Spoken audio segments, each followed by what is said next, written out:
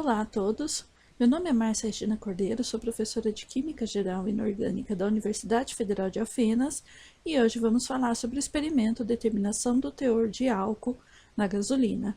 Esse experimento faz parte da disciplina de Química Geral Experimental ofertada nessa universidade. Inicialmente, vamos introduzir os objetivos do nosso experimento. Nosso objetivo é determinar o teor do álcool etílico na gasolina comercial e verificar a solubilidade de algumas substâncias em outras, verificando assim também a polaridade do álcool, da gasolina e da água.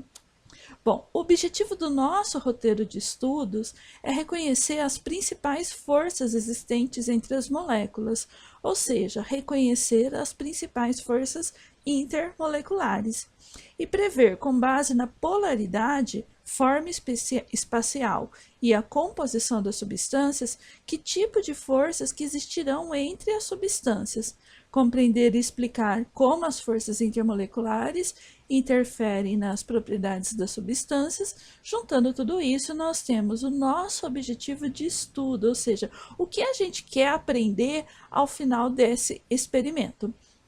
Os temas abordados são substâncias puras, misturas, momento de polo das moléculas, forças intermoleculares, regra geral de solubilidade, análise quantitativa, teste de qualidade, normas técnicas, compreender e identificar os erros inerentes aos métodos analíticos, tratamentos estatísticos dos dados, laudo técnico, etc. Para a gente começar falando sobre forças intermoleculares, eu trouxe um exemplo, uma árvore, uma representação de uma árvore, algo bem simples e corriqueiro do nosso dia a dia. O caule dessa árvore, o tronco dessa árvore é formado por celulose, lignina, hemicelulose e outros componentes. Ou seja, basicamente o caule da árvore é formado por celulose, hemicelulose e lignina. Quando a gente analisa esses componentes, por exemplo, essas fibras das árvores, as cadeias, as fibras mesmo do tronco dessa árvore, a gente tem essa representação mais à esquerda das fibras, destacando uma única dessas fibras, o tronco das árvores, nós temos que elas são formadas por várias cadeias formadas pelas hemicelulose. Essas cadeias, cada uma dessas fibras interagem com a outra fibra, cada uma dessas cadeias interage com a outra cadeia por meio de interações entre as moléculas. Nessa representação, nós temos as linhas tracejadas, as linhas pontilhadas, que representam as interações intermoleculares, ou seja, entre uma cadeia, entre uma molécula de celulose com outra molécula de celulose, nós temos uma interação que mantém essas duas moléculas de celulose, ou essas duas faixas, fitas de celulose unidas. E essa interação que mantém as fitas de celulose unidas é chamada de interação intermolecular. Qual que é a diferença de interação intermolecular? Se a gente observar a representação da cadeia de celulose, nós temos anéis hexagonais formados por carbono, oxigênio e hidrogênio, e em cada um desses anéis há uma ligação química existente entre carbono, oxigênio, entre carbono e hidrogênio, mantendo essa estrutura molecular inteira.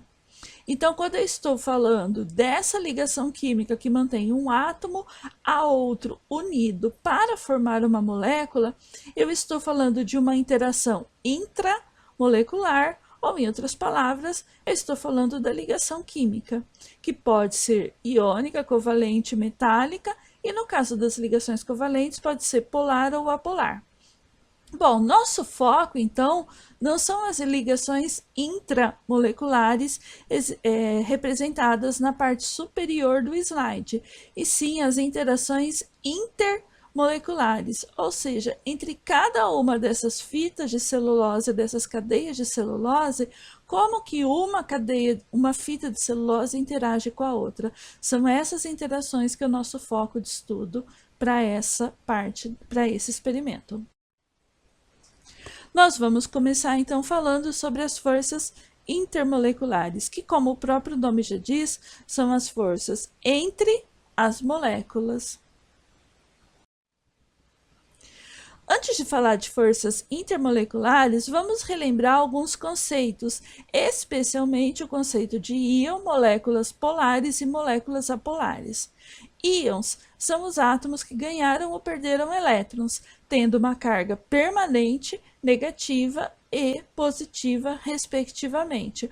Ou seja, quando eu estou falando de um íon, eu estou falando de um átomo carregado, de um átomo que não possui mais um elétron, ou que possui um elétron a mais do que o número de prótons no núcleo. Com isso, a perda de um elétron leva que tem aqui a existência de maior número de prótons no núcleo do que de elétrons na eletrosfera, fazendo com que esse íon, então, seja carregado positivamente e chamado de cátion. E um átomo que recebeu um elétron, ele tem o maior número de elétrons na eletrosfera do que de prótons no núcleo. Com isso, ele é um íon, ele é um átomo carregado negativamente e recebe o nome de ânion. Os íons são componentes dos compostos iônicos e interagem entre si a partir das ligações iônicas. E as moléculas? São aquelas espécies formadas por átomos que se ligam via ligação covalente. O que quer dizer ligação covalente? É aquela ligação que se dá através do compartilhamento de elétrons. Dessa forma, esse compartilhamento de elétrons pode ser homogêneo, ou seja, a densidade eletrônica está perfeitamente distribuída entre os dois átomos, ou pode ser desigual, dependendo da eletronegatividade dos átomos envolvidos.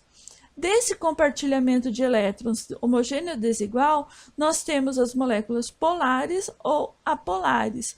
Ou seja, se o compartilhamento de elétrons for desigual, nós temos as moléculas polares que não apresentam uma carga permanente como os íons, mas possuem apenas polos, ou seja, regiões com densidade eletrônica positiva ou negativa na molécula.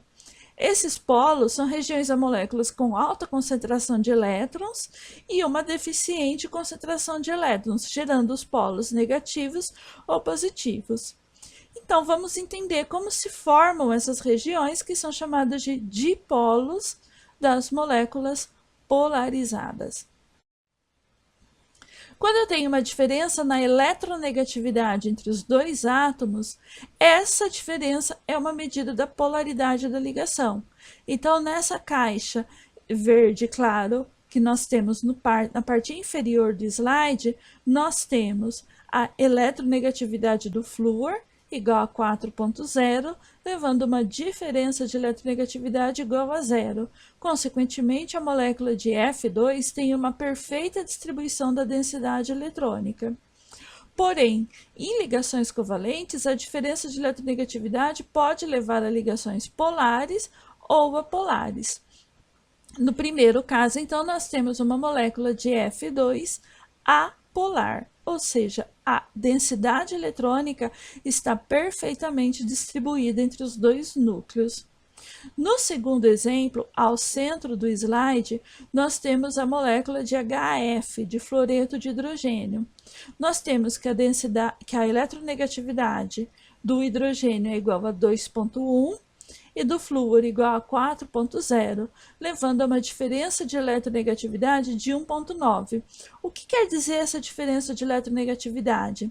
Quer dizer que a densidade eletrônica encontra-se mais tempo próximo ao núcleo do átomo de flúor, deixando com que o hidrogênio esteja descoberto de densidade eletrônica, ou seja, esteja com uma baixa densidade eletrônica. O único elétron do átomo de hidrogênio que está sendo compartilhado com o flúor está mais próximo do flúor do que do átomo de hidrogênio efetivamente. Com isso, eu tenho uma extremidade positiva ou um polo ou um dipolo representado por sigma mais sobre o átomo de hidrogênio, cuja molécula está representada mais em azul, e o polo negativo representado por sigma menos sobre o átomo de flúor, que está representado mais em vermelho. E quando eu tenho lítio e flúor, agora a diferença de eletronegatividade é muito alta, fazendo então com que essa densidade eletrônica esteja praticamente junto com o flúor do que junto ao lítio. O resultado disso a gente conhece: fluoreto de lítio é um composto iônico, ou seja, o par de elétrons já foi o elétron já foi transferido do átomo de lítio para o átomo de flúor. Não é um compartilhamento de um par de elétrons, e sim a transferência de um elétron do metal para o não metal, gerando um composto iônico. Não só a diferença de eletronegatividade que vai definir a polaridade da ligação. Eu ainda tenho outro conceito envolvido, que é o da geometria das moléculas. Quando a gente pensa na polaridade da ligação, nós temos que a polaridade pode ser representada por um vetor que é chamado de momento de polo, representado pela letra μ grega, que está representado bem ao alto do slide em azul. Esse vetor do momento de polo aponta para uma dada direção, mostrando qual que é a região com maior densidade eletrônica, a extremidade da seta, e qual que é a região com menor densidade eletrônica, o início da seta. Ou seja, aponta sempre do átomo menos eletronegativo para o mais eletronegativo. Porém, para algumas moléculas, por exemplo, veja no lado direito do slide a segunda molécula, representado por uma bolinha amarela, uma bolinha verde, uma bolinha amarela de oxigênio, carbono, oxigênio, ou a molécula de CO2. A ligação existente entre carbono e oxigênio é uma ligação polarizada. Porém, a distribuição dessas duas densidades eletrônicas se anulam mutuamente, fazendo com que essa molécula, embora possua regiões com densidades eletrônicas mais e menos concentradas, essa molécula como um todo seja apolar, já que os vetores do momento de polo se anulam. Se a gente observar a molécula exatamente ao lado esquerdo, a molécula de HCN, nós temos a mesma geometria molecular, ou seja, geometria linear. Só que agora o vetor de momento de polo entre hidrogênio e carbono é uma ligação polarizada, e carbono e nitrogênio também é uma ligação polarizada, mas a magnitude deste vetor não é a mesma, fazendo então com que eu tenha uma molécula polarizada, embora a geometria seja a mesma. Então, para eu definir a polaridade das moléculas, eu dependo da diferença de eletronegatividade entre os átomos envolvidos, mas eu também eu preciso de verificar a geometria das moléculas, como nos exemplos apontados. Ainda falando sobre o momento de dipolo, considere o fluoreto de hidrogênio, a molécula de HF. A diferença de eletronegatividade entre os dois átomos leva a uma ligação polar. Isso significa que há uma maior densidade eletrônica próxima ao átomo de flúor do que junto ao átomo de hidrogênio. Nós temos nessa imagem, no canto inferior direito, representada a representação de Lewis para a molécula de HF, com o par de elétrons compartilhado entre hidrogênio e flúor, e nós temos duas representações acima e abaixo, logo à direita da representação de Lewis, da região com maior e menor densidade eletrônica, ou seja, a nuvem eletrônica, entre aspas, a nuvem eletrônica dessa molécula encontra-se mais junto ao flúor do que junto ao hidrogênio. Uma vez que há duas extremidades diferentes na molécula, a gente chama o HF de um dipolo, e o momento dipolo, representado pela letra μ, é a ordem de grandeza do dipolo, e é medido em debye, tendo a fórmula μ igual a Q vezes R. R é a distância entre as cargas e Q é a grandeza das cargas. Mas, Márcia, por que você está falando sobre momento de polo, sobre moléculas polares e apolares e assim por diante?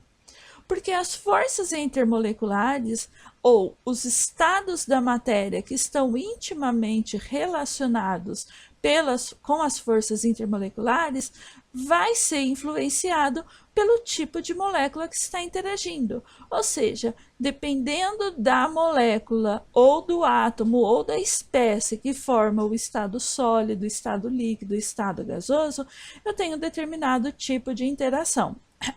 Que tipo de interação existente no estado gasoso? Praticamente nenhuma. Nós temos que o estado gasoso é caracterizado por uma desordem total, há muito mais espaços vazios com as partículas em liberdade total de movimento e elas ficam muito separadas. Porém, quando eu passo do estado gasoso para o estado líquido através do resfriamento ou pela compressão deste gás, nós temos uma desordem entre as partículas, só que essas partículas ou aglomerados de partículas estão livres para se mover um aglomerado em relação aos outros, e as partículas estão relativamente mais próximas do que estavam no estado gasoso. Se eu continuar esse resfriamento, eu chego ao estado sólido, que está representado nessa imagem como um sólido cristalino que apresenta um arranjo ordenado, sendo que as partículas estão basicamente em posições fixas e muito próximo com altas interações. O estado sólido e o estado líquido é que vai definir as forças intermoleculares. Então, quando nós temos aqui nessa imagem de um iceberg, as fases condensadas, ou seja, o estado sólido ou o estado líquido, existe por causa de interação entre as partículas que o compõem. No caso desse iceberg, as partículas são as moléculas de água. As interações entre as moléculas de água levam ao estado líquido e ao estado sólido. As forças intermoleculares que vão estudar que tipo de interações que são essas. As forças intermoleculares, como o próprio nome já diz, é a interação existente entre as moléculas. É responsável pelos estados físicos da matéria, ou seja, pelas fases da matéria, e a energia necessária para converter um sólido em líquido ou líquido em vapor, assim como a solubilidade dos líquidos, dos sólidos, dos gases em vários solventes, depende da força dessas interações intermoleculares. De forma geral, as forças atrativas ou as forças intermoleculares dependem da distância entre o íon e o dipolo, ou entre o dipolo e o dipolo. Quanto mais próximo estas cargas permanentes ou temporárias estiverem, maior a atração. Depende da carga do íon, no caso de interações iônicas. Quanto maior a carga do íon, maior a atração. E depende da intensidade do dipolo. Quanto maior a grandeza do momento dipolo, mais forte será a atração. As forças intermoleculares podem ser de 5 tipos, sendo íon-dipolo, dipolo-dipolo, dipolo-dipolo induzido, forças de London ou forças de dispersão, forças de Van der Waals e a ligação hidrogênio. Nós colocamos aqui a energia típica e as espécies que interagem em cada uma dessas forças intermoleculares e vamos estudar uma por uma nos próximos slides. O primeiro caso, a força íon-íon, foi colocado apenas para comparação, já que esse tipo de interação entre um íon e outro íon é definido pelas ligações iônicas e sendo representado pelo sólido cristalino, pelo sólido iônico. Vamos então para as próximas forças, que agora sim são as forças intermoleculares. As forças íon-dipolo ocorrem quando um íon quando um composto iônico, por exemplo, se dissolve em um solvente polarizado. Com isso, eu tenho a interação entre os íons e a molécula do solvente. Por exemplo, quando o NaCl, sal de cozinha, se dissolve em água, A força intermolecular responsável por essa dissolução é chamada de forças íon-dipolo. É a interação entre o dipolo da molécula de água e os íons Na+ e Cl-. A energia típica dessa interação é em torno de 15 kJ por mol. Lembra que a interação íon-íon antes era de 250 kJ por mol aproximadamente, ou seja, agora a interação intermolecular é mais do que 10 vezes menor do que uma energia de ligação típica. Se um composto iônico se dissolve ou não em um solvente, quem vai dizer isso, quem vai responder essa pergunta, são as interações intermoleculares, se elas são favoráveis ou não. Ou seja, se a molécula for polar, eu vou ter uma interação favorável entre as cargas positivas dos íons positivos e os dipolos negativos da molécula. Se a força intermolecular for favorável, eu vou ter uma interação entre as cargas negativas e os dipolos positivos da molécula dissolvente. A força intermolecular íon-dipolo é o exemplo típico de quando eu tenho, por exemplo, qualquer sal iônico dissolvido em água, como NaCl, por exemplo. O segundo tipo são as chamadas forças dipolo-dipolo. A energia típica dessa força intermolecular é de 2 kJ por mol. Observe que para as interações íon-íon era de 250, para as interações íon-dipolo eu tenho em torno de 15 kJ por mol, e agora para as forças dipolo-dipolo eu tenho 2 kJ por mol, ou seja, 10 vezes menos do que a força íon-dipolo. Quem interage na força dipolo-dipolo são as moléculas polarizadas. Eu tenho que essas moléculas polares apresentam duas regiões com densidade eletrônica distinta, uma com uma densidade eletrônica positiva e outra com densidade eletrônica negativa.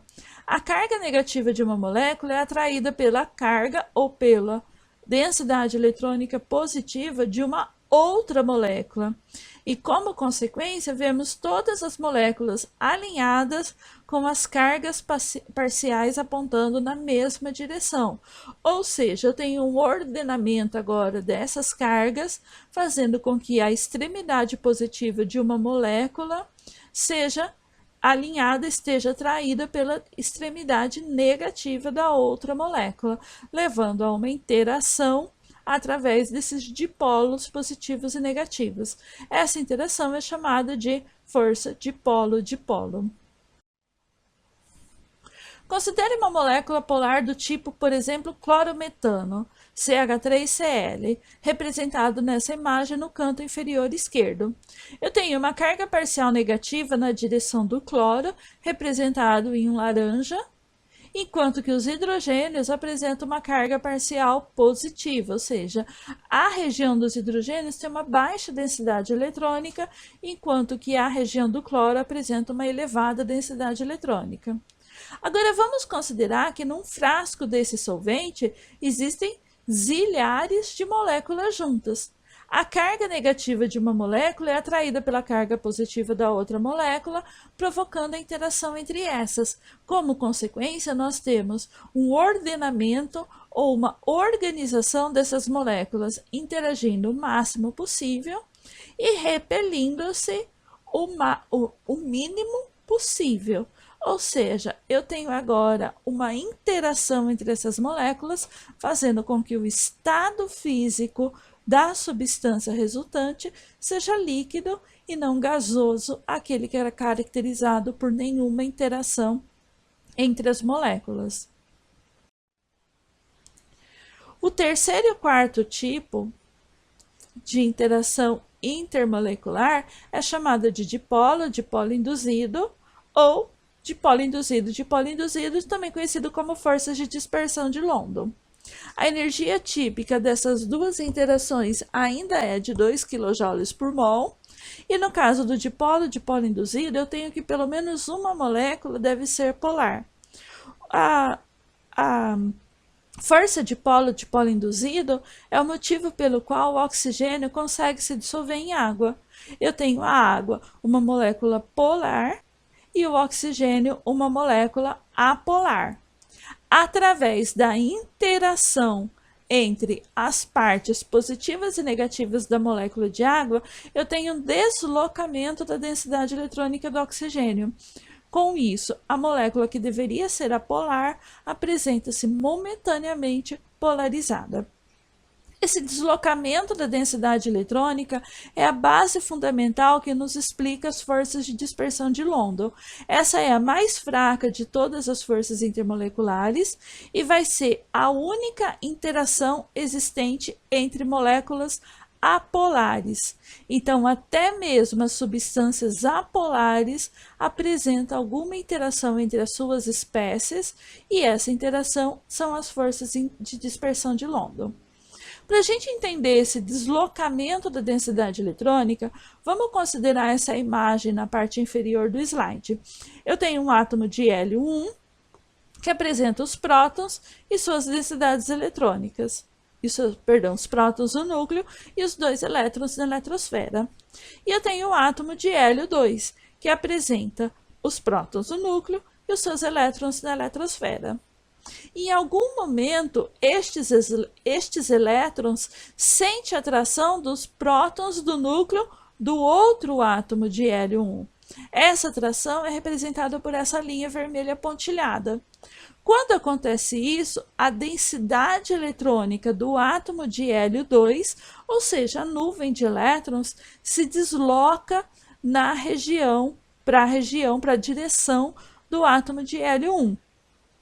Quando essa nuvem de elétrons se desloca momentaneamente na direção do átomo de hélio 1, os elétrons do átomo de hélio 1 se deslocam para outra direção, minimizando a repulsão.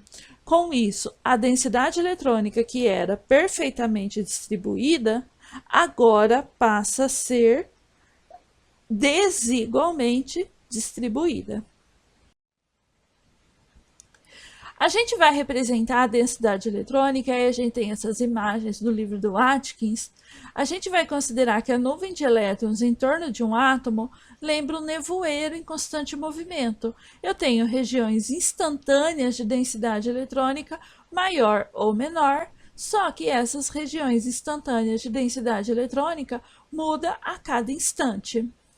A densidade eletrônica pode temporariamente encontrar-se mais concentrada numa região, gerando uma carga parcial temporária positiva, e a outra região, uma carga parcial temporária negativa. Essa carga temporária é chamada de dipolo instantâneo. Quando a densidade eletrônica da primeira molécula, ou seja, quando o dipolo instantâneo da primeira molécula se forma, a molécula seguinte sente esse dipolo formado e imediatamente a sua densidade eletrônica se organiza, ou seja, forma-se outro dipolo que acompanha o anterior. Observe essas duas imagens, as duas imagens representadas na figura inferior, na figura 3F7. A densidade eletrônica da primeira molécula estava a parte azul, ou seja, de maior densidade eletrônica, mais à esquerda, e a parte vermelha, de menor densidade eletrônica, mais à direita. Com isso, a molécula de baixo organizou a sua densidade eletrônica de modo com que o dipolo formado da molécula esteja acompanhando o dipolo instantâneo da primeira molécula, ou seja, a interação entre a parte azul se dá com uma parte vermelha da outra molécula, e a interação da parte vermelha se dá com a parte azul da outra molécula. Ou seja, esse dipolo formado por uma molécula acompanhando o dipolo instantâneo da outra é o que nós chamamos de dipolo induzido. Ou seja, a densidade eletrônica da molécula e de todas as outras moléculas mudou em resposta a flutuação da densidade eletrônica da primeira molécula que teve o seu dipolo instantâneo formado. Então, quando a gente fala do dipolo induzido, nós estamos falando dessas modificações das densidades eletrônicas que variam a cada momento, em questões de milissegundos, microsegundos. Mas, cada vez que o dipolo formado modifica, todas as outras moléculas acompanham essa modificação. E com isso, nós temos que há uma interação entre as espécies, mesmo que elas não deveriam ter nenhuma interação. As forças entre os dipolos instantâneos são chamadas de forças de dispersão de London e está presente em todas as moléculas, seja elas polares ou apolares. Só que entre as moléculas apolares, essa é a única força, é a única interação existente. As forças de dispersão de London aumentam à medida que a massa molecular aumenta e depende também do formato da molécula. Em relação à massa molecular, nós temos essa imagem abaixo, essa tabela abaixo, onde nós temos flúor, cloro, bromo e iodo. Ou seja, à medida que a gente passa do flúor para o cloro, para o bromo, para o iodo, nós temos um aumento da massa molecular, sendo que o flúor é o mais leve e o iodo é o mais pesado. De fato, flúor e cloro são gases a temperatura ambiente com ponto de ebulição igual a 85 e 238 Kelvin, respectivamente. Bromo é um líquido volátil à temperatura ambiente e o iodo é um sólido que também se sublima, mas apresenta-se no estado sólido.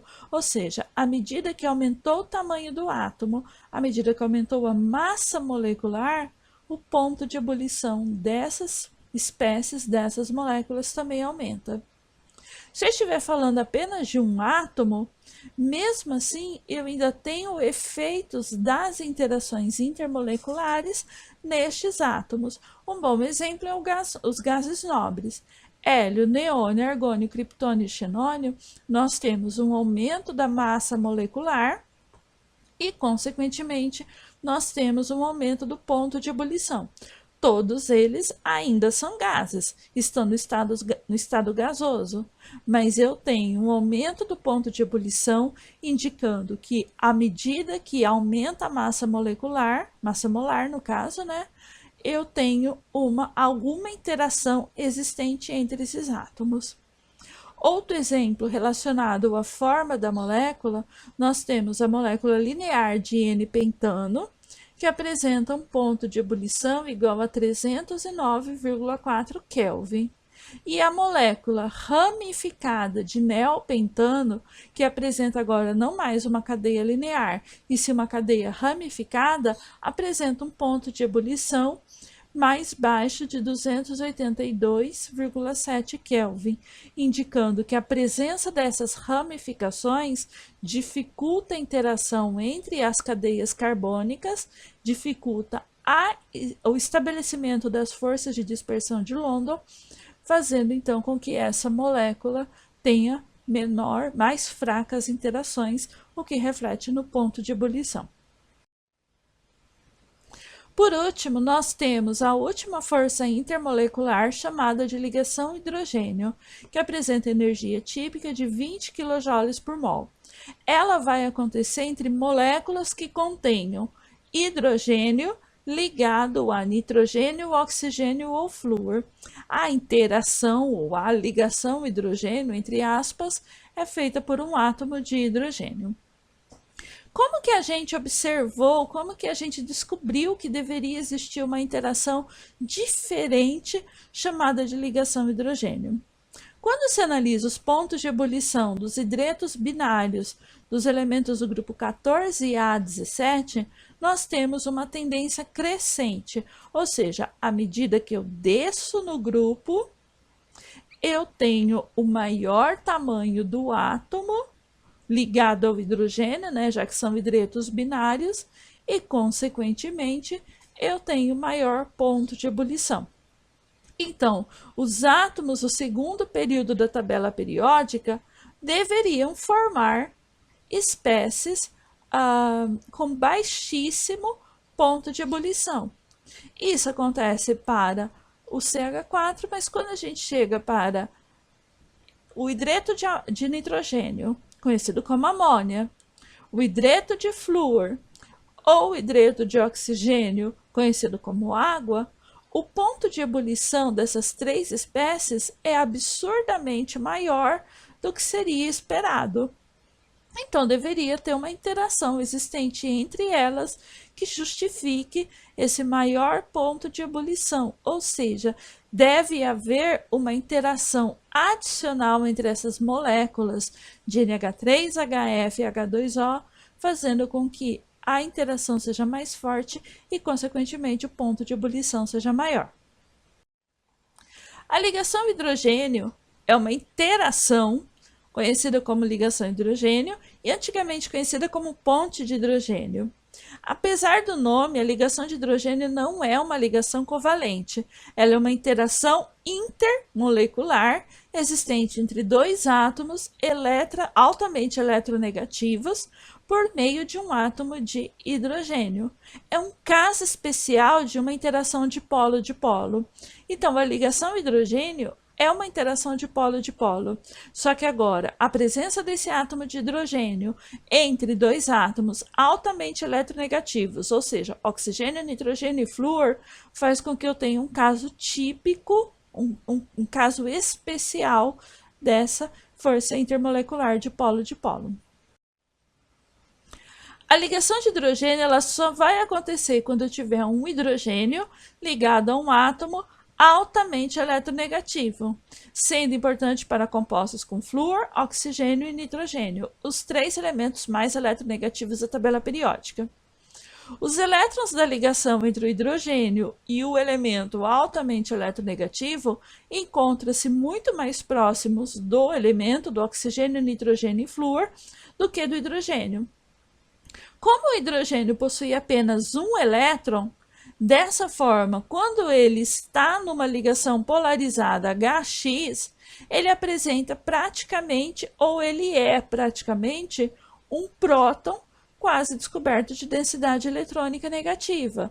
Ou seja, eu tenho uma espécie muito pequena com uma elevada carga, que é a carga elementar de um único próton, e praticamente não tenho densidade eletrônica negativa. Consequentemente, é possível que este átomo interaja com outros elétrons isolados de outros átomos eletronegativos de outras moléculas, formando interações como pontes via átomos de hidrogênio. E essas interações de hidrogênio são muito mais fortes do que as interações de polo que nós já descrevemos. Um exemplo. Nós temos nessa figura, mais ao centro do lado esquerdo do slide, nós temos a primeira molécula de água representada no plano do slide, com a bola vermelha representando o átomo de oxigênio e as duas bolinhas cinza representando o átomo de hidrogênio. Eu tenho uma interação intramolecular, ou seja, tem uma ligação química entre o hidrogênio e o oxigênio, levando a uma distância de ligação de 1 angstrom.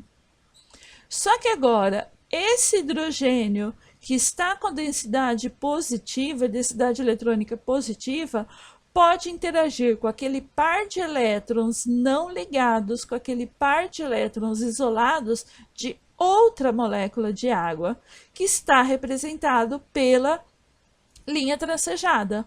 Com isso, eu tenho então que esse hidrogênio está fazendo uma ponte entre dois átomos de oxigênio. Com isso, a densidade eletrônica do hidrogênio extremamente positiva é relativamente corrigida através dessa interação com a densidade eletrônica da outra molécula de água.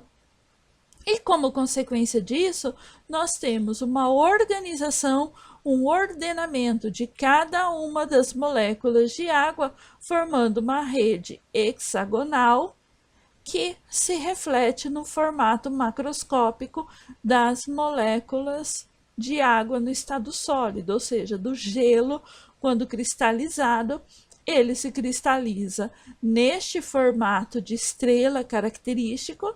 Se a gente conseguisse ver aplicar um zoom em cada uma dessas ramificações, nós veríamos essa rede ordenada que vai estar constituída por ligações de hidrogênio entre as moléculas e ligações covalentes entre os átomos da molécula de água.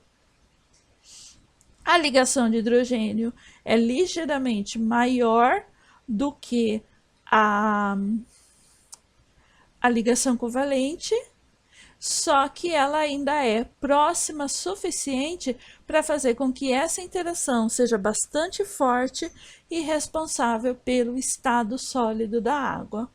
Outras justificativas para a ligação de hidrogênio nós temos, lembra as moléculas de celulose, as fitas de celulose que interagiam na árvore, que nós representamos no começo do slide?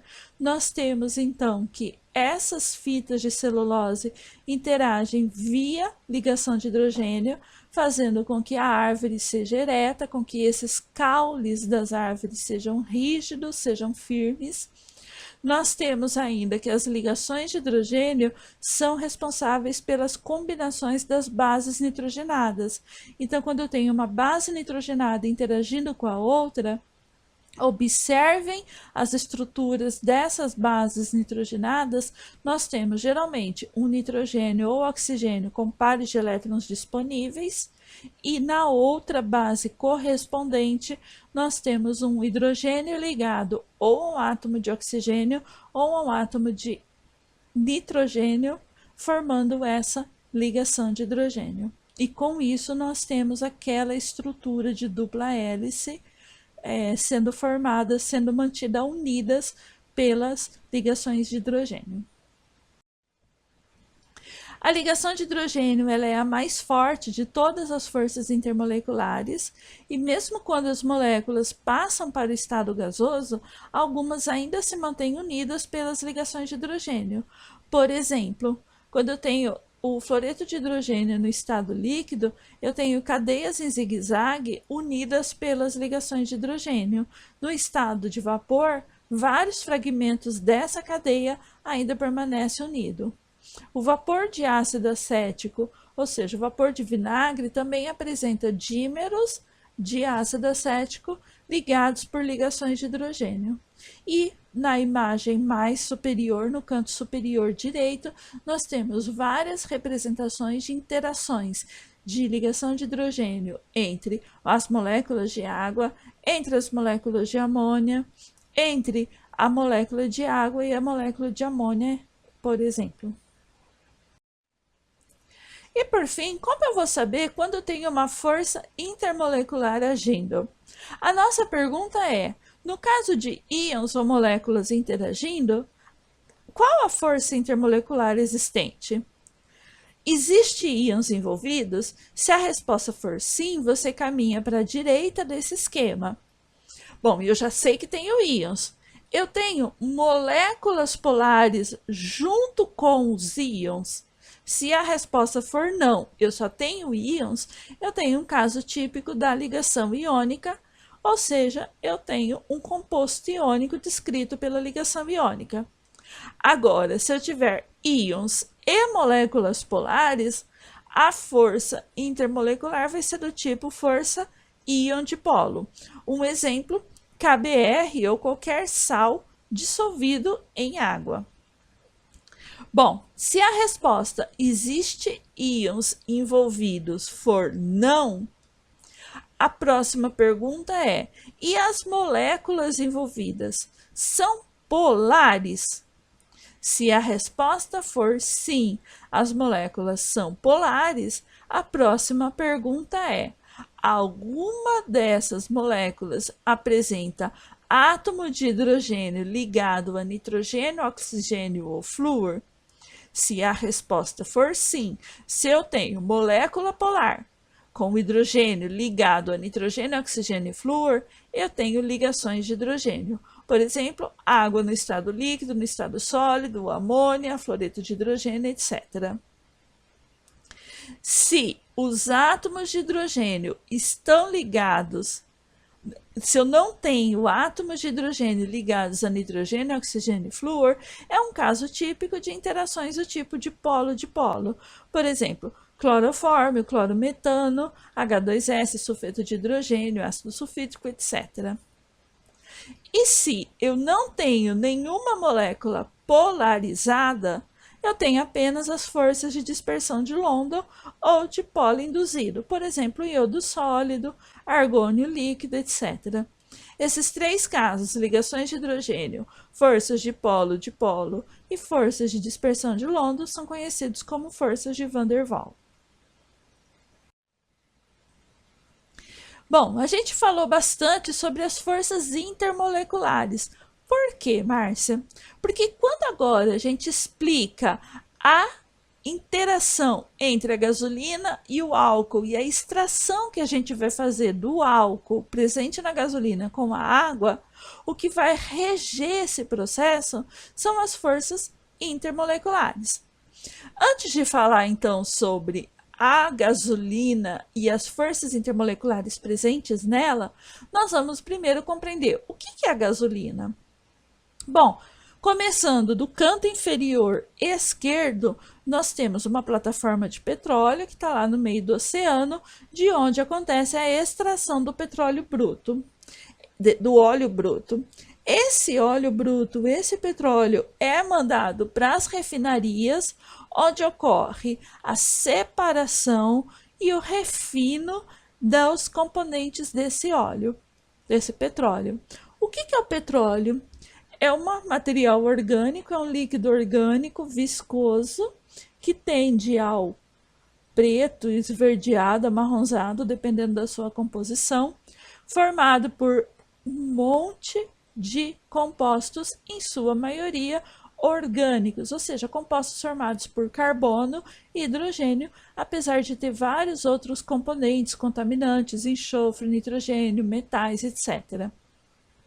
Então, nas refinarias, eu tenho a destilação, eu tenho a separação de cada um desses componentes. Eu tenho, então, ao lado da imagem com céu azul bonito, uma representação bem simplificada de uma torre de destilação, onde esse óleo bruto, esse petróleo, passa por essa torre de destilação, separando em seus vários componentes. Gás de cozinha, que sai mais ao topo, que são os compostos com características mais gasosas, mais leves, portanto. Gasolina, nafta para petroquímica, querosene de aviação, querosene, o óleo diesel, os gasóleos para posterior processamento, os óleos combustíveis, etc. Ou seja, eu tenho várias frações do petróleo que se separam nessa torre de destilação. E para cada uma dessas frações eu tenho uma aplicação específica. Por exemplo, eu tenho o gás natural, que apresenta entre 1 e 2 átomos de carbono, o gás liquefeito de petróleo, nosso gás de cozinha, que apresenta entre 3 e 4 átomos de carbono, o éter de petróleo, que é a fração etérea, que apresenta entre 2 e 6 átomos de carbono, benzina, gasolina, nafta, querosene, ou seja, à medida que eu vou descendo na torre de destilação, eu tenho então frações com maior quantidade de átomos de carbono, consequentemente maior massa molecular, o que se reflete no intervalo de ebulição. Ou seja, essa torre de destilação fracionada consegue coletar cada uma dessas frações presentes em cada um desses intervalos de ebulição. Nosso foco, então, vai ser na gasolina. Dessa representação, dessa tabela, nós temos que o intervalo de ebulição da gasolina vai de 40 a 200 graus Celsius e apresenta como constituinte átomos de carbono, formando uma cadeia de 6 a 8 em sua grande maioria. Nós sabemos que nós temos cadeias desde 5 átomos de carbono até 12 átomos de carbono, formando uma centenas de moléculas com estruturas diferentes, mesmo que apresenta apenas esses componentes, carbono ou hidrogênio, e nessa quantidade, entre 5 e 12 átomos de carbono.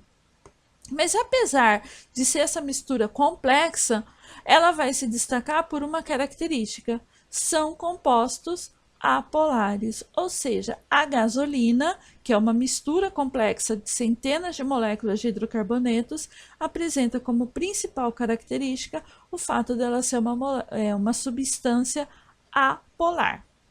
Nós temos aqui na imagem mais abaixo a representação das moléculas com 6, 7 e 8 átomos de carbono. Lógico que a gasolina é uma mistura muito mais complexa, então, embora ela tenha na maioria essas moléculas componentes, ela tem várias outras moléculas com estruturas químicas distintas. A gasolina que a gente representou naquele slide anterior, ou seja, a gasolina que apresenta entre 6 e 8 átomos de carbono, formada por aquelas moléculas apolares de hidrocarbonetos, é a mesma que eu abasteço no meu carro? Não.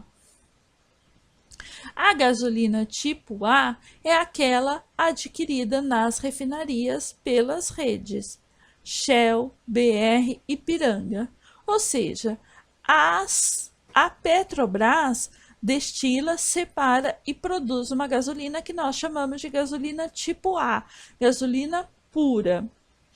As redes distribuidoras, Shell, BR, Ipiranga, etc., compram essa gasolina pura e cada empresa é responsável pela sua formulação, adição de aditivos, ou seja, os componentes que diferenciam, que melhoram a performance do carro, óbvio, né?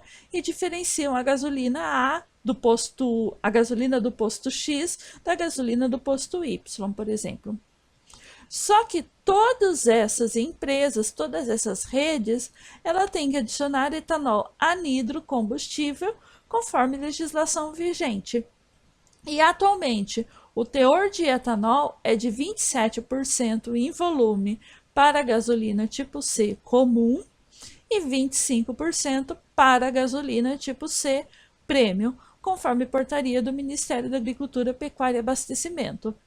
Ou seja, a gasolina tipo A é aquela gasolina pura que sai da refinaria.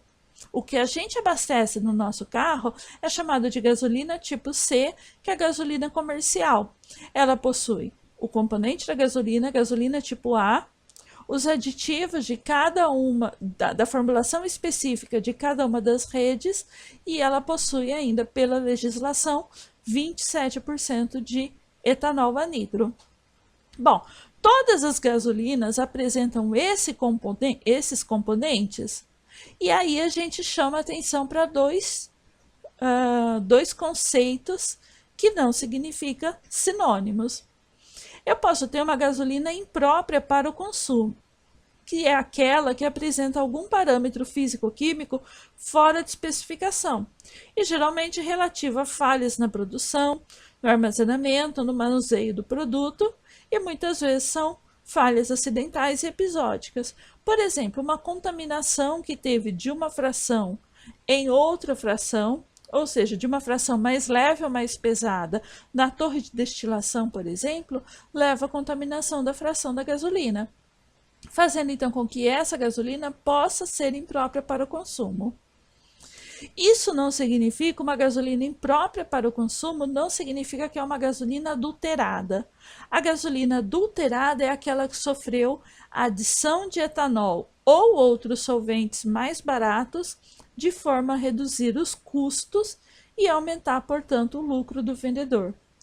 A gasolina adulterada é aquela que deixa de ter gasolina para ter um outro componente mais barato, e com isso o vendedor te vende litro de gasolina, quando na verdade só tinha 400 ml de gasolina, por exemplo, e o restante é esse outro componente mais barato. Qual que é o problema desses solventes? Eles danificam as peças do motor, entre tantos outros problemas que eles podem trazer. Na adulteração, eu tenho uma intenção de se obter benefícios financeiros com a comercialização do produto modificado e, portanto, gasolina adulterada é crime.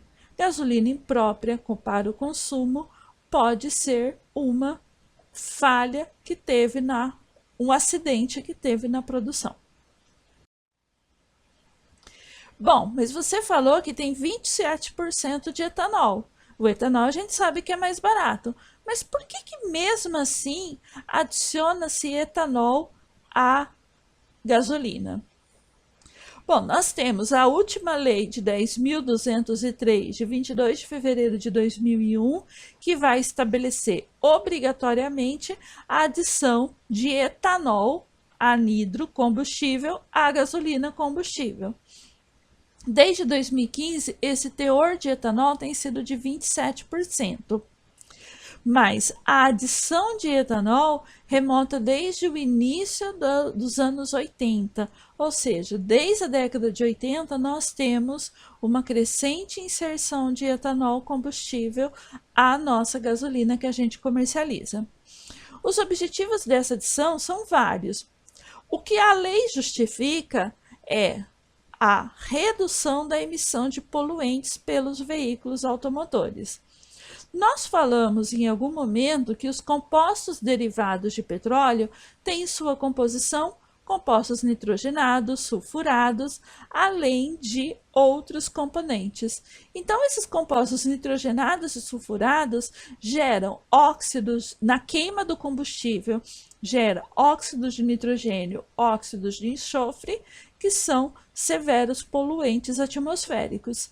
Então, a intenção ao se reduzir a quantidade de gasolina pura no abastecimento, inserindo o etanol, é que esse etanol não apresenta esses contaminantes atmosféricos, óxidos de enxofre e de nitrogênio. Além disso, as cadeias carbônicas da gasolina são maiores. Então, o motor desregulado pode levar à combustão incompleta e, consequentemente, à emissão de monóxido de carbono. Como as cadeias orgânicas do etanol são menores, a chance de haver uma combustão incompleta e a formação de CO é reduzida. Porém, outras razões também merecem destaque. O Brasil é um grande produtor de etanol combustível, detendo inclusive tecnologias que permitem produzir etanol em 3 gerações. Quando a gente fala de etanol de primeira, segunda, terceira geração, nós estamos falando de etanol de formas e matérias-primas diferentes. O etanol de primeira geração é aquele produzido a partir do melado da cana-de-açúcar. O etanol de segunda geração é produzido a partir do bagaço da cana-de-açúcar através da quebra enzimática das ligninas, das celuloses, etc., presentes no bagaço de cana-de-açúcar. E a gente ainda tem o etanol de terceira geração produzido a partir das algas presentes em corpos hídricos. Então, o Brasil ele é um grande produtor de etanol.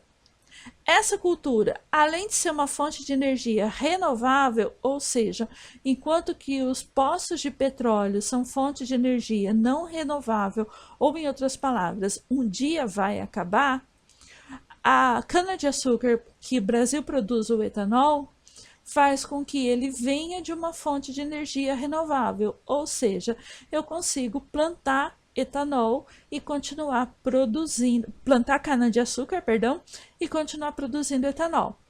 E por fim, essa cultura estimula o agronegócio, gera emprego e gera renda aos nossos brasileiros. Então vamos pensar nisso na hora de encher o tanque e optar pelo nosso etanol.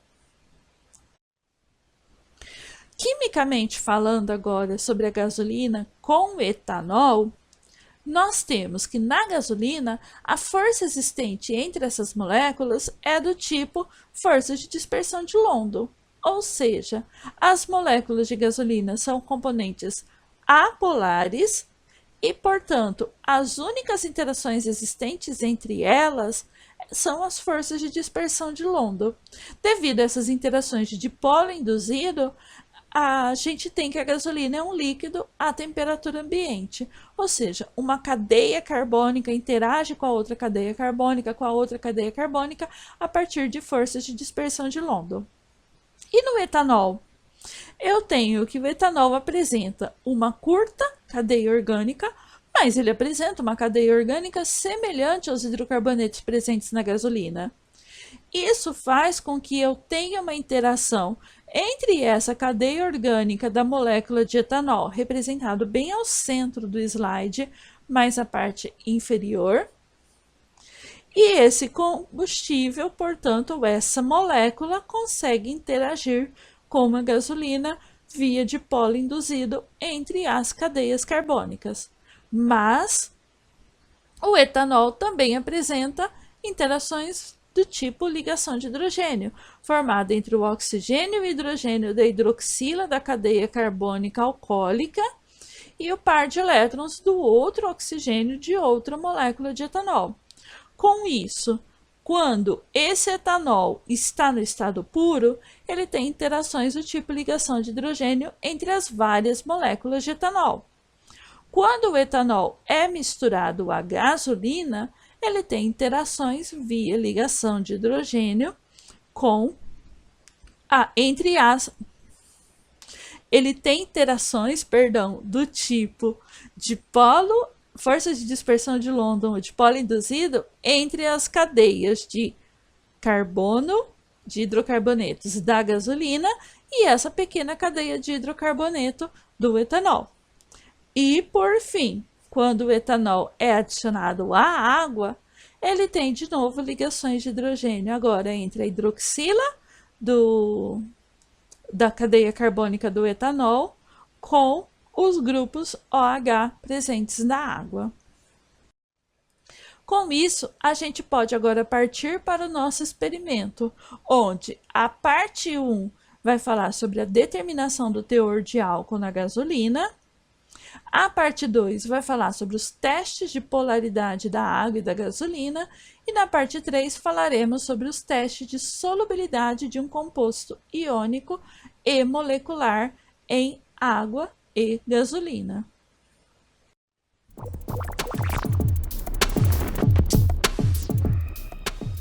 Olá a todos, vamos dar continuidade a mais uma parte da nossa disciplina de Química Geral Experimental. Conforme nós já dissemos anteriormente, nós vamos hoje falar sobre a determinação do teor de álcool na gasolina.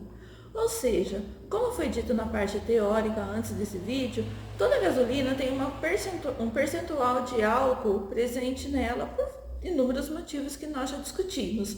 Só que, das gasolinas que nós abastecemos nos postos que existem na nossa cidade, será que todas elas estão dentro desse percentual exigido por lei? Ou será que essa gasolina encontra-se ou não adulterada? Nós temos aqui uma quantidade, R$2 de gasolina que nós compramos em um determinado posto da nossa cidade e os nossos materiais, onde a gente vai começar a falar do nosso experimento. A primeira parte, nós vamos determinar o teor de álcool na gasolina, ou seja, o álcool encontra-se dissolvido na gasolina e posteriormente nós vamos extrair esse álcool pela adição de uma quantidade de água destilada ou de solução aquosa de NaCl. No nosso caso, nós vamos usar água destilada. Tudo bem, Márcia, mas por que ocorre então essa interação entre o álcool e a gasolina, que é um composto apolar, e o álcool e a água, que é um composto polar? Ou seja, como é que o álcool consegue interagir com essas duas substâncias de polaridade diferente? Para falar sobre isso, nós vamos falar sobre forças intermoleculares, o nosso famoso semelhante dissolve semelhante, onde a gente vai testar agora a solubilidade de alguns compostos iônicos e apolares frente à gasolina, álcool e água. Vem com a gente. Para a gente começar o nosso experimento, nós vamos adicionar 50 ml da gasolina do posto, em uma proveta de 100 ml com tampa, ou um instrumento que vocês tenham adaptado em casa, que vocês consigam colocar o máximo de precisão possível. Pode ser um copo medidor, por exemplo, uma seringa, só que se for uma seringa de 50 ml, vocês vão ter que diminuir o volume.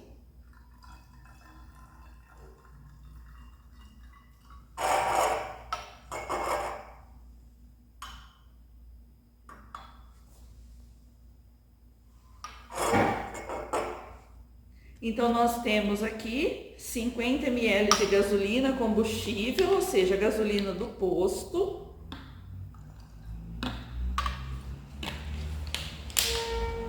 E agora nós vamos adicionar 50 ml de água destilada, só que eu quero que vocês adicionem, que vocês meçam esses 50 ml em outro recipiente. Não complete aqui os 50 ml direto.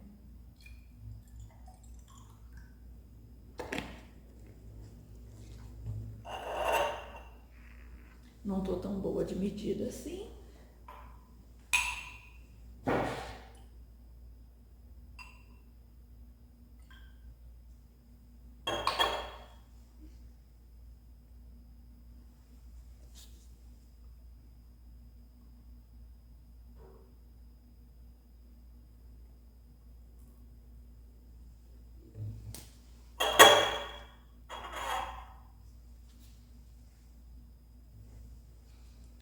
Mais um pouquinho.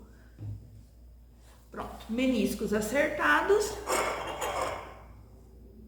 Nós temos 50 ml de gasolina e 50 ml de água destilada. Observem. Eu vou misturar agora esses dois líquidos.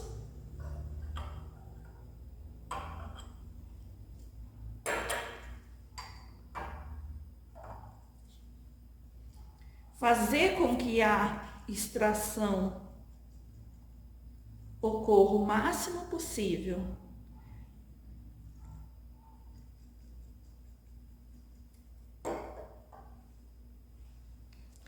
Nós não temos uma definição de fase muito boa, mas já dá para perceber que nós temos uma fase aquosa, que agora tem mais do que 50 ml, e a fase da gasolina, a fase orgânica, que tem uma quantidade menor que 50 ml.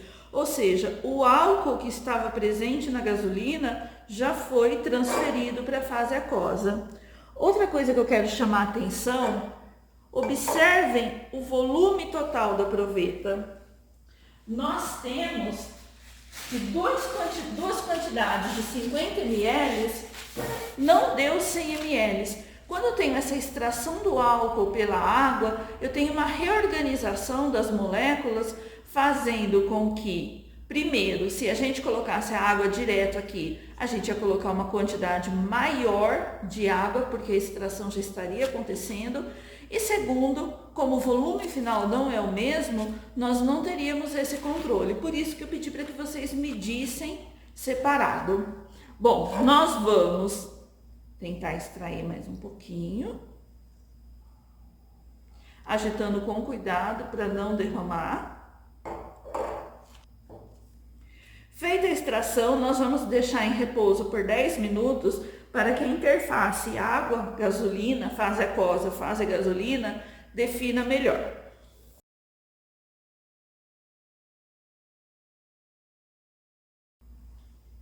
Passados 10 minutos, nós temos agora que a fase aquosa está com 64 ml e a fase da gasolina está com aproximadamente 36, 34 ml, mas não nos interessa esse volume da fase da gasolina.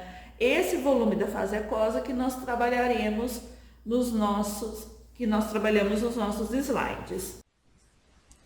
Explicando agora o cálculo da determinação do teor de álcool na gasolina, nós temos que o volume total dos líquidos foi de 98 ml, o volume da fase gasolina foi de 35 ml e o volume da fase aquosa foi de 63 ml.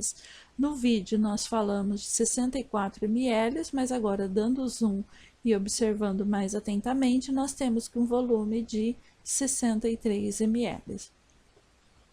Bom, desses três dados, eu quero calcular qual foi o volume de álcool que estava presente na gasolina e foi extraído. Eu vou calcular esse volume de álcool a partir da fórmula. O volume de álcool vai ser igual ao volume da fase aquosa menos o volume inicial de água. Ou seja, a fase aquosa agora está com 63 ml, mas inicialmente ela era de 50 ml. Ou seja, eu tenho 13 ml de diferença. A partir agora desse volume de álcool, eu vou determinar o quanto tinha de álcool na gasolina, usando a relação que o teor de álcool na gasolina vai ser igual ao volume de álcool que foi extraído, dividido pelo volume de gasolina comercial que foi utilizado, vezes 100. Esse teor vai ser igual a 13 ml dividido por 50 ml vezes 100, que dá um total de 26%. Ou seja, essa gasolina encontra-se adequada para o consumo. Bom, essa é a parte que nós vamos agora, que vocês vão precisar de maior criatividade. Nós temos aqui um funil de separação,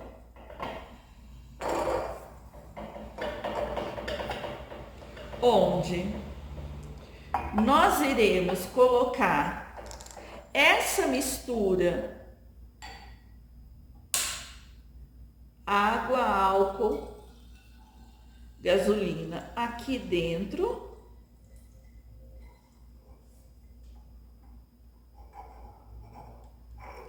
E a gente vai coletar a fase aquosa e separar a fase aquosa da fase gasolina. Por quê? Porque eu quero essa gasolina pura. Essa gasolina que eu tenho aqui, ela tem álcool misturado nela. Então, para as próximas partes do experimento, eu quero uma gasolina que não tenha álcool, que seja apenas os hidrocarbonetos, apenas a porção polar. Então, nós precisamos de separar a fase aquosa da fase gasolina. Quando eu quero separar uma mistura heterogênea de dois líquidos, eu utilizo o funil de separação. Em caso, o que eu vou fazer? Eu pensei em a gente ir pipetando, ou seja, separando meio que gota a gota, ou ir um pouquinho na paciência, com uma garrafinha furada, a gente controlando a saída ou não do líquido da garrafinha furada. Bom, aqui no laboratório nós usaríamos o funil de separação. Eu tiro a tampa, por isso que eu falei que com uma garrafinha a gente consegue controlar, porque olha, enquanto tá fechado, o líquido praticamente não sai. Então eu consigo controlar a descida do líquido pela tampa.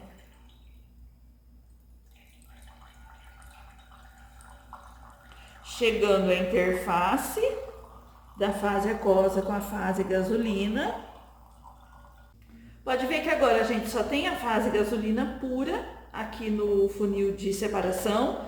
E aqui nós temos a fase aquosa com água e gasolina. Com água e álcool, perdão. Desafio. Como é que eu conseguiria determinar o teor de álcool na gasolina usando essa mistura aqui?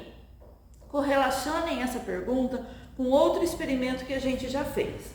Mas esse não é o nosso objetivo.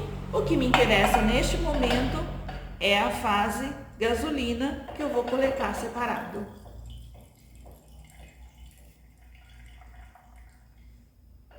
Essa fase orgânica, essa fase da gasolina, eu vou deixar separada porque nós vamos usar no nosso próximo experimento. O álcool combustível se mistura com a gasolina, formando o combustível gasolina. E dessa mistura, a responsável por essa mistura, por essa combinação, são as forças intermoleculares. A polaridade das moléculas que vai definir se este álcool tende ou não a se misturar à gasolina. Então, antes de falar sobre a determinação do teor de álcool na gasolina, o nosso primeiro experimento é sobre o teste de polaridade. Eu tenho gasolina pura, não tem álcool misturado nela, são apenas os hidrocarbonetos da gasolina e água destilada. Eu vou preencher essas duas buretas com gasolina e a outra com álcool, para que a gente teste a polaridade dessas espécies mediante um corpo carregado eletricamente. A gente vai pegar uma régua e friccioná-la no cabelo, em uma roupa de lã, ou seja, em algum objeto, de modo com que a gente deixe ela eletrizada. E agora, com essa régua eletrizada, nós vamos formar um filete de água e observar o comportamento da água .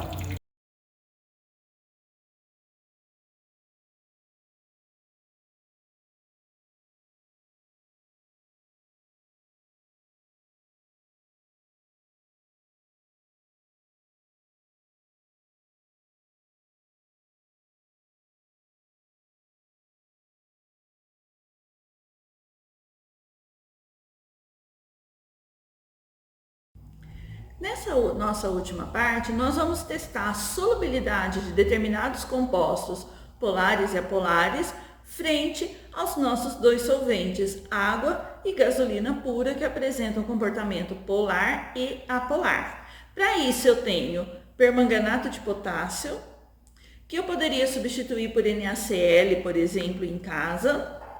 E eu tenho iodo sólido, um composto colorido e bastante apolar. Por que eu fiz essas duas escolhas? Porque esses compostos, como nós vamos observar posteriormente, eles são bastante coloridos, facilitando a nossa visualização da solubilidade. Se o composto está ou não dissolvido e em qual fase ele está dissolvido.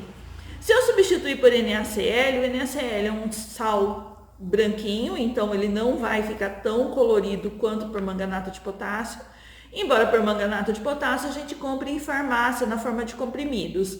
E o iodo você pode substituir por naftalina, por exemplo. Eu testei parafina, mas como a vela da parafina ela tem um certo aglutinante, eu imagino, então a solubilidade não ficou tão visível. Nós poderíamos substituir o iodo sólido, então, por parafina, por naftalina na nossa casa. Nós vamos pegar alguns frasquinhos e colocar uma determinada quantidade de iodo em alguns e permanganato em alguns e iodo em outros. E nós vamos adicionar a um deles, aos dois primeiros deles, água junto ao permanganato, água junto ao iodo, gasolina junto ao permanganato, gasolina junto ao iodo. E no terceiro nós vamos fazer uma combinação de água com gasolina num e água com gasolina no outro. Bom, o que eu quero que vocês estejam atentos? Nós vamos começar primeiro colocando o sólido,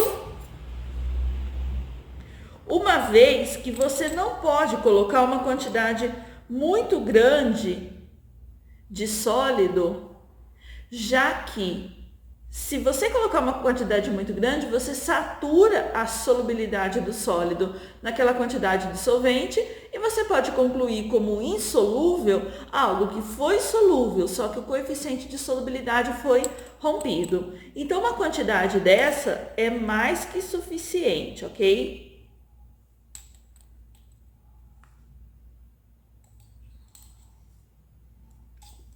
Foi muito.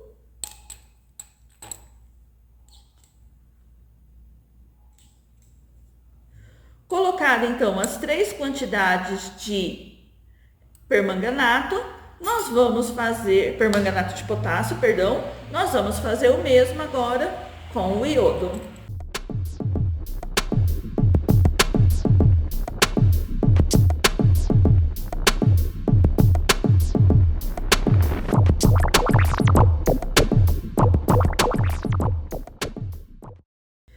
Nós temos agora uma pequena quantidade. Como esse iodo é em forma de grãos, Então, nós colocamos um grãozinho em cada um. Feito isso, nós vamos colocar o solvente.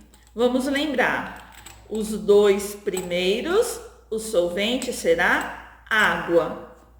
E nós vamos controlar a quantidade de água.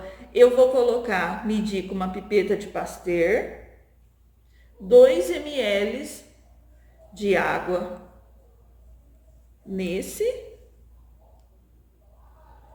e 2 ml de água nesse. Agitando primeiro, lembrando, uma solução de água com permanganato de potássio.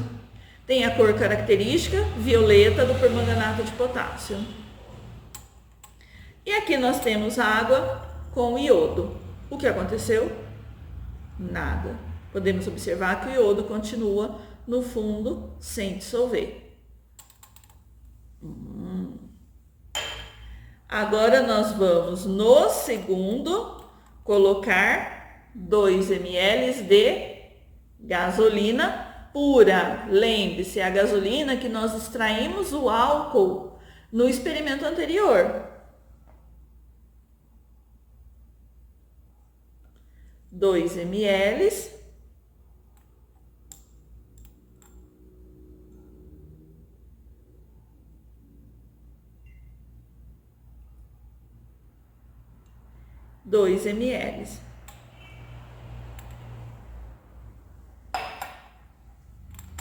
Agitando, o que eu tenho aqui? Gasolina com permanganato de potássio. E a gente sabe que o permanganato de potássio tem essa cor violeta característica. O que aconteceu aqui? Nada, Márcia. Ou seja, o permanganato de potássio ele não se solubilizou e continuou com a coloração característica da gasolina. Enquanto que aqui, onde eu tinha iodo, nós temos que, embora a dissolução esteja sendo mais lenta, nós temos uma dissolução do iodo, que em água era insolúvel, na gasolina ele está se dissolvendo. Como a gente sabe que a gasolina é um composto apolar, então a gente já pode inferir que o iodo sólido também seja um composto apolar, já que ele está se dissolvendo na gasolina. Como nós temos que a água é um composto polar, nós temos que o permanganato de potássio, que está se dissolvendo em água e não está se dissolvendo em gasolina, é um composto com características polares. Óbvio, ele é um composto iônico. E por fim, nós vamos fazer uma mistura agora, água e gasolina. Para isso, eu vou colocar 1 ml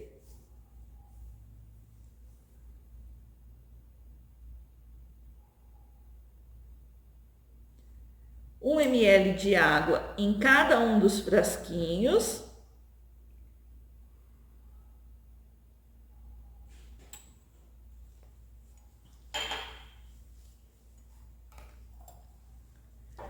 E 1 ml de gasolina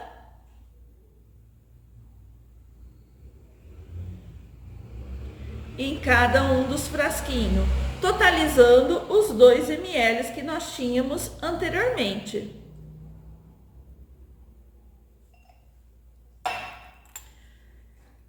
Nós temos uma separação de fase, característica da mistura de água com gasolina, um composto polar e um composto apolar, e o permanganato de potássio, que estava no seu estado sólido, agora ele se dissolve preferencialmente na fase aquosa. Então, nós temos aqui que a fase gasolina, a fase orgânica, continua incolor, inalterada, e a fase aquosa encontra-se colorida pela solubilização do permanganato de potássio.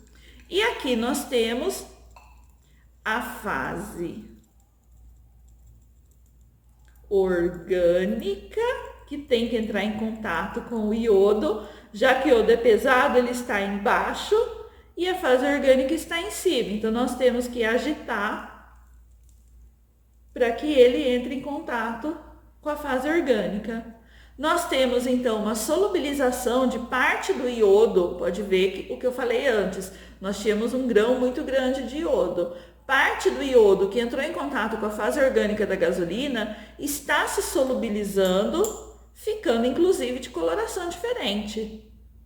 Enquanto que a fase aquosa permanece inalterada, ou seja, o iodo não se solubiliza na fase aquosa, se solubiliza preferencialmente na fase orgânica, mesmo que ele esteja em contato com a fase aquosa.